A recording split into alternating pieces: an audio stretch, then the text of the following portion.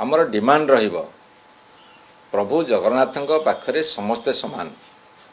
जो माने अधिकृत जो माने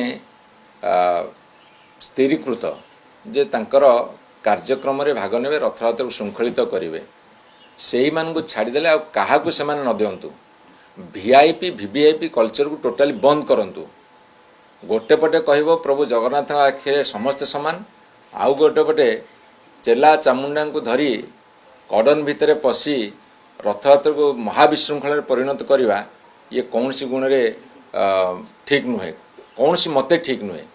तेणु ये वीआईपी कल्चर बंद कर, कड़न पास टोटाली बैन कर। जो माने अधिकृत से मान को ड्यूटी पास दियो, ड्यूटी पास दी कड़न भितर रख।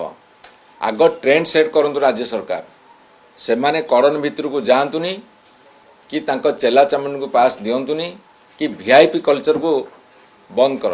जो लक्ष लक्ष जनसाधारण जाउछन साधारण मनीष तार जो उद्वेलन महाप्रभु को दर्शन करिवो तमे कहीं वीआईपी हबो।